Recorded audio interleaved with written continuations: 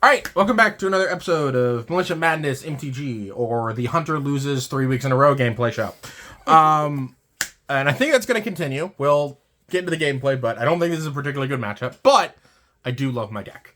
So I'm playing... We talked a while... I don't know if this conversation made it on camera or not.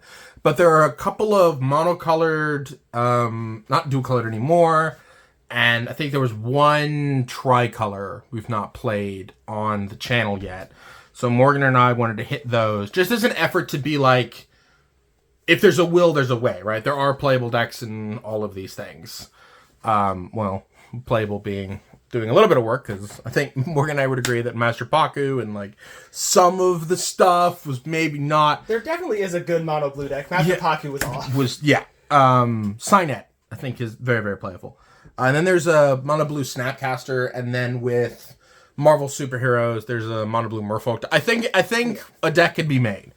But that's not what we're doing today. We're trying to hit the colors that have not been represented in the next couple of weeks. And then after next week, we'll hit Jund. And then after that, we're going to do something kind of special. I don't want to tease it a little bit, but, you know. So today I'm playing Mono White. And I'm playing Qala, Ajani's Pridemate, which is an Ajani's Pridemate that can pay for it to gain a life. And also, when it attacks, other attacking creatures you control get +X+0 until end of turn, where X is the number of counters on it. So it anthems your board, it gains life, not in this matchup, but sometimes. Sometimes you can pay for it to gain life, and then whenever you gain life, you put a 1/1 counter on it. So I'm going to put that over here. And what we're combining that with is Soul Sister. Hey. Yes, we love Train. Soul Sister, Soul Sister. So for those of you who are unaware, Soul Sisters is named for these two cards. Soul Warden, Soul Warden and Soul's Attendant, that say whenever any other creature enters the battlefield, these count your opponents because they are old. And Wizards didn't realize that that's stupid. But all your other Soul Sisters just count yours. Well, this one's different, but we'll get to that. Gain a life. So every time you play a creature, or your opponents for these two, you gain a life. Which is a trigger for Qala. Which means, if you have one of these, the second you play Qala, it's a 4/4. They have to have Bolt, Galvanic Discharge, or whatever, because if they don't, then their red removal doesn't kill it anymore, because it's a 4/4.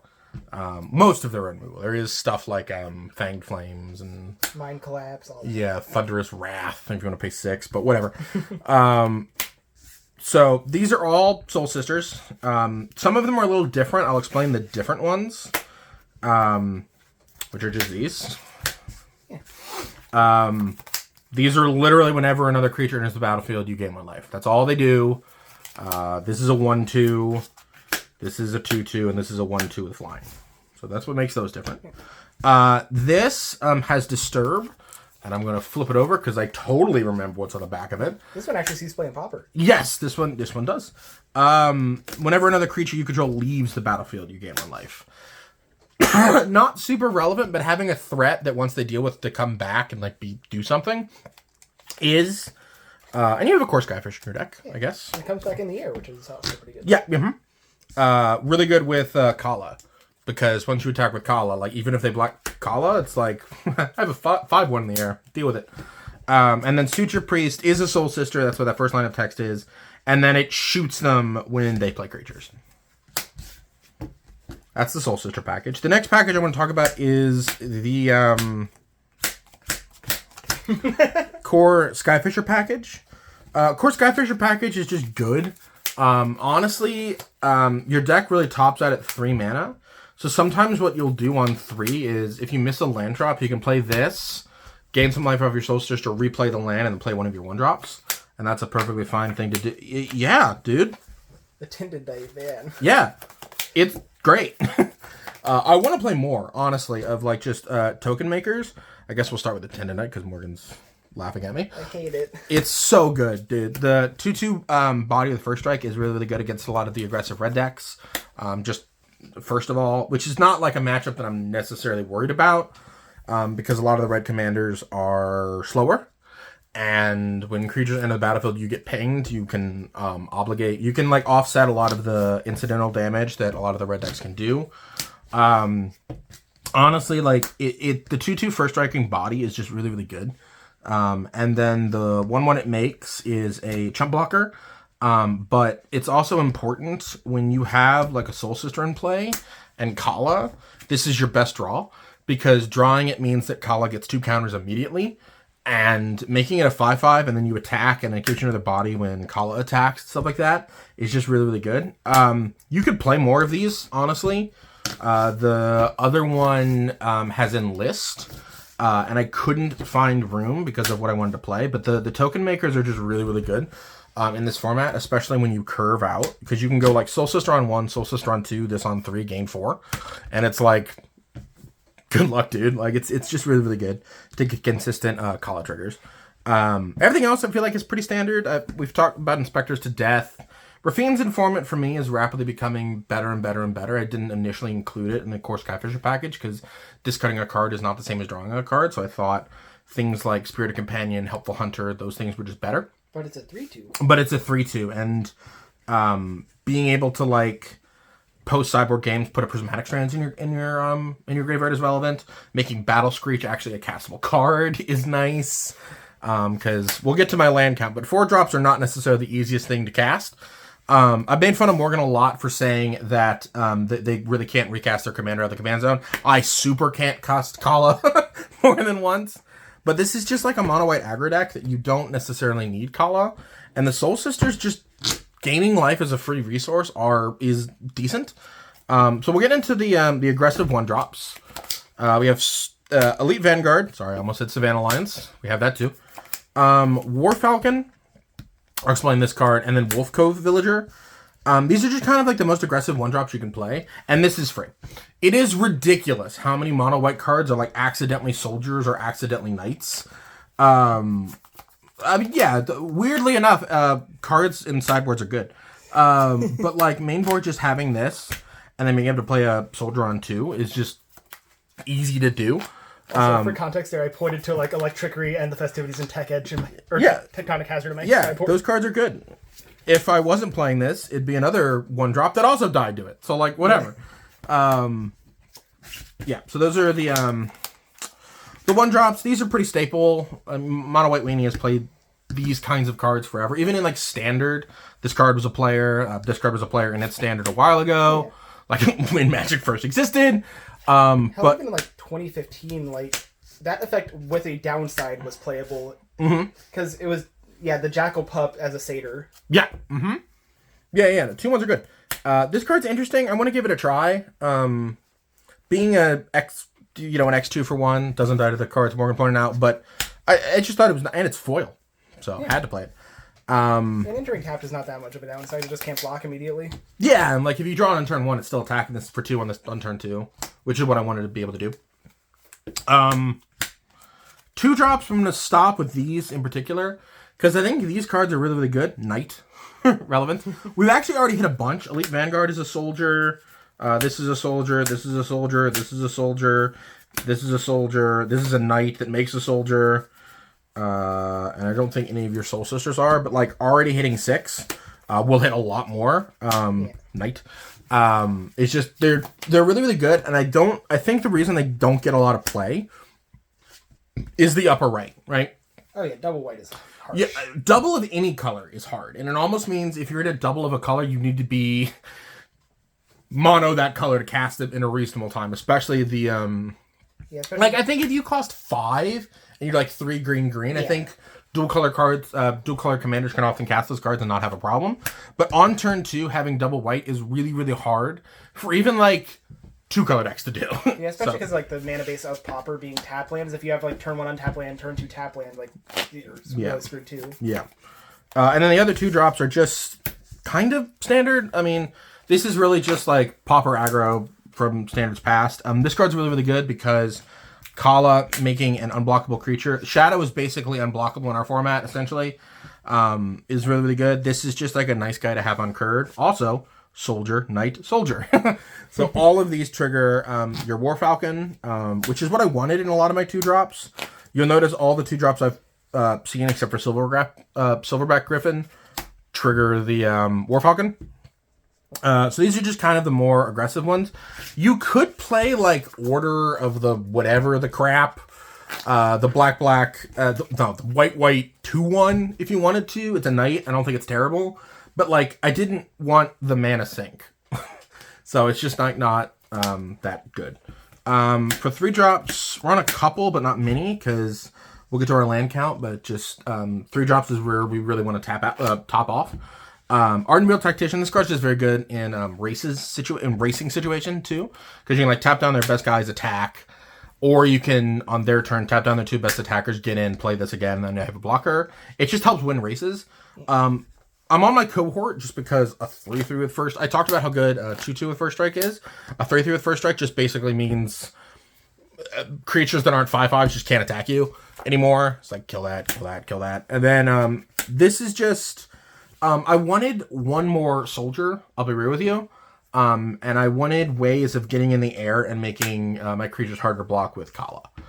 So these are kind of both of that reason, and then this is just another decent card that I think can only be played in... I think a lot of the cohorts are really only playable in mono of that color. The blue one, probably not, because it's just a flyer, so like Obira still wants it, just because it's a fairy, but...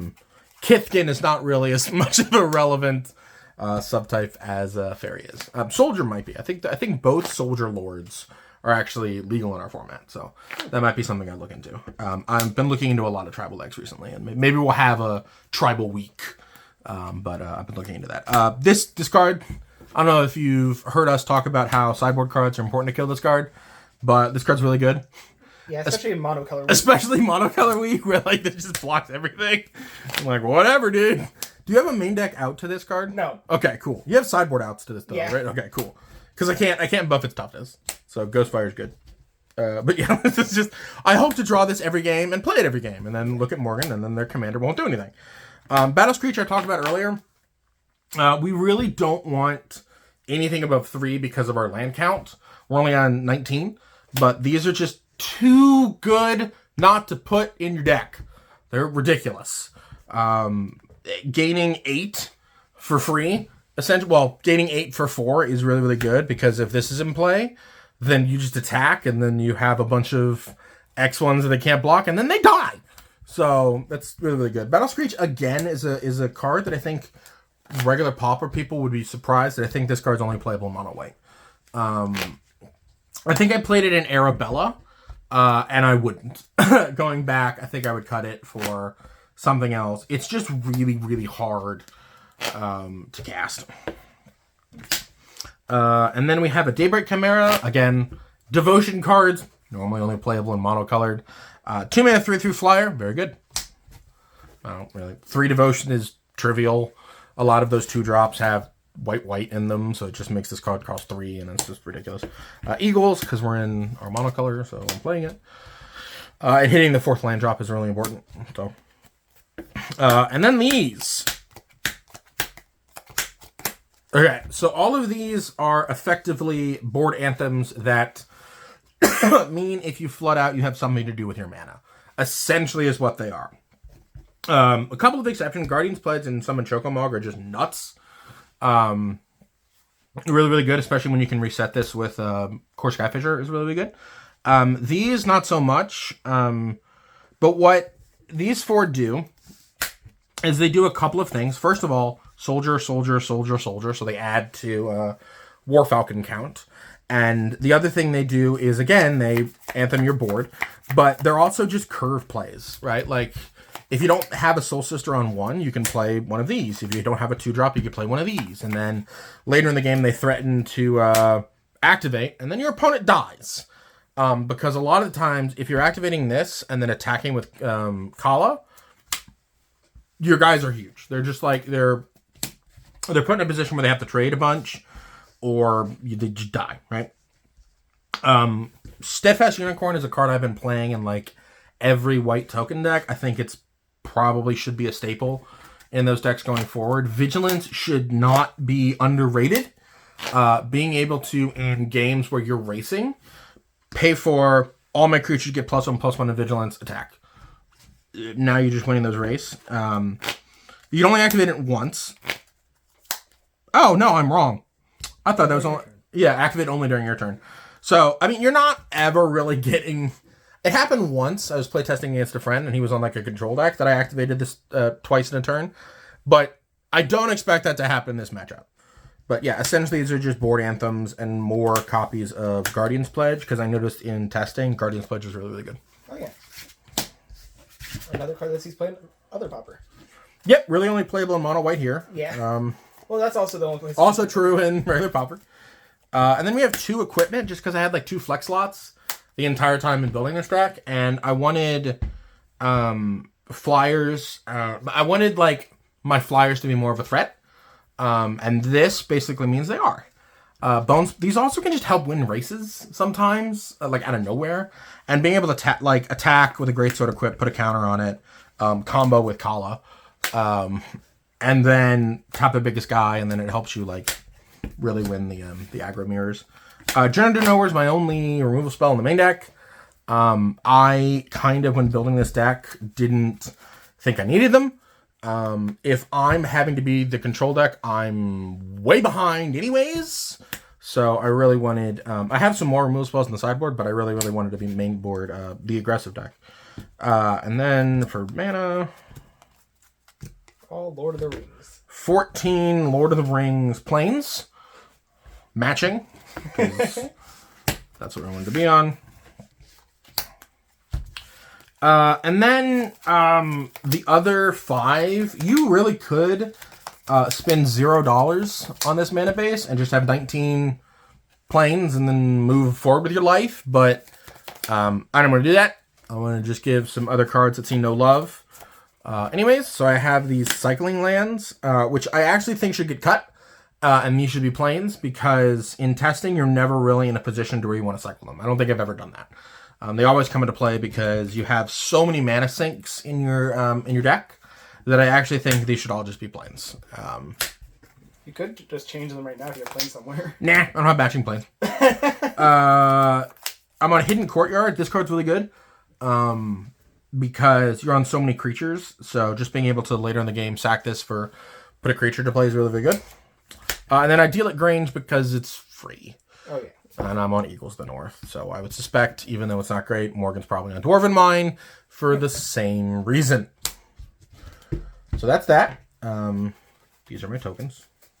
Birds. Yep. Birds. Couple clues. Monarch, because it's Militia. Where's your soldier? Right there. Okay.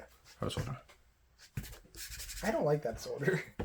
I have 12 of this, so I'm using it. Oh my gosh.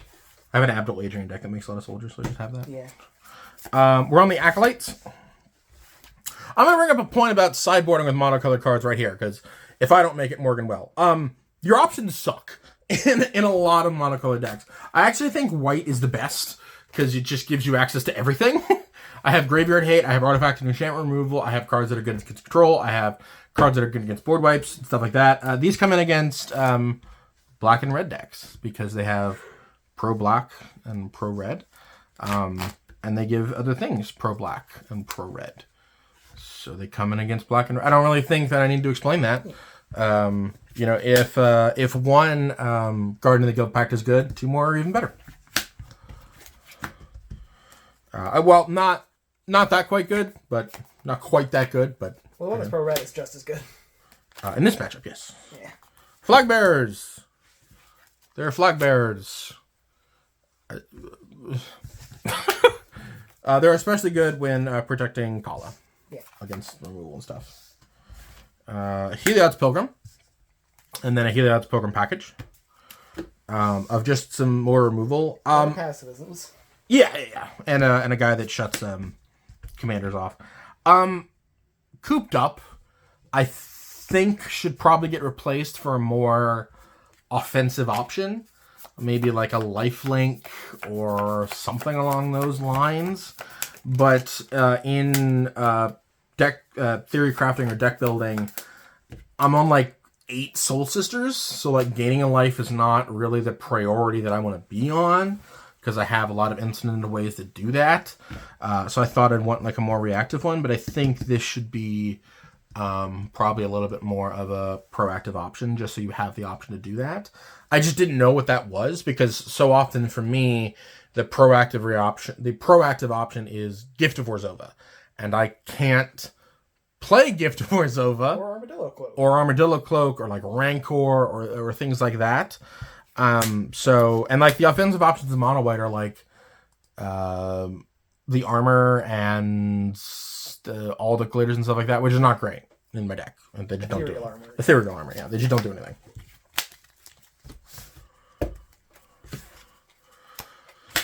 Dungerberg Cleric, just because it's very, very versatile and good with Core Skyfisher.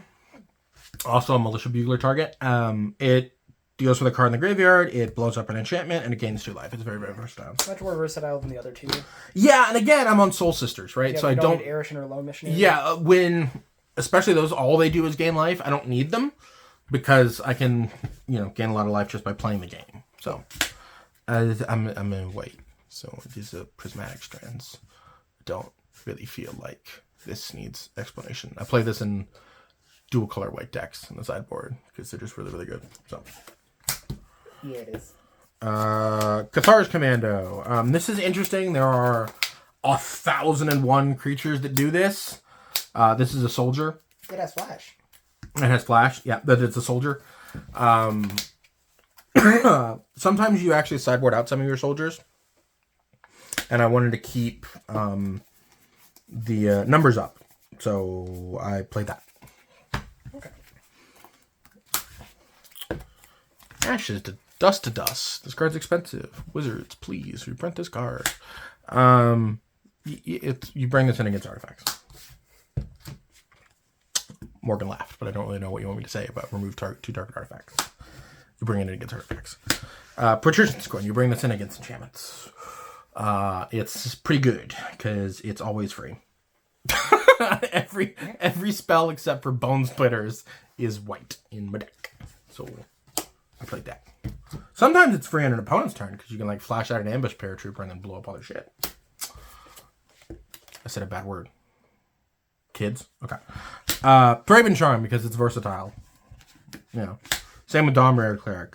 Except it's better than Dawnbringer Cleric because it exiles any number, it blows up an enchantment, and then sometimes it kills things. And then Relic of Progenitus because I don't care about my graveyard. There we go. And Morgan has really turned me on this card. Oh, yeah. Being so much better than Tormod's Crypt. Like, ridiculously better than Tormod's Crypt, because against, like, a Tolarian Terror deck, you can perpetually keep your graveyard short. Yep. Whereas, like, Tormod's Crypt is good against that matchup, don't get me wrong. But sometimes, like, you Tormod's Crypt them, and they're like, okay, Thought Scour, and now my graveyard's still there anymore, and, whatever. And then this means that they can't do that anymore. You can always... And you can cycle it away once it stops being as relevant. Mm-hmm. It also draws a card. That's very, very important, too. That's my deck. I think this matchup might be closer than I think it is, but I think I'm going to lose again. But this deck is so much fun. Even losing, you're going to see some fun. So I'll see you on Friday. Check out the Discord. Comment, like, subscribe. And leave, like, descriptions of what you want to see on this channel. Because we're trying a lot of different stuff. We've put up a podcast. Go check that out. And we're approaching our 100th video. We're about halfway there. So leave a comment about if you want to see anything for that. We're going to do something special, but I just don't know what it is yet. So we have some ideas, but leave a comment about what you'd like to see, or what you wouldn't want to see. And then, see you Friday. Bye-bye.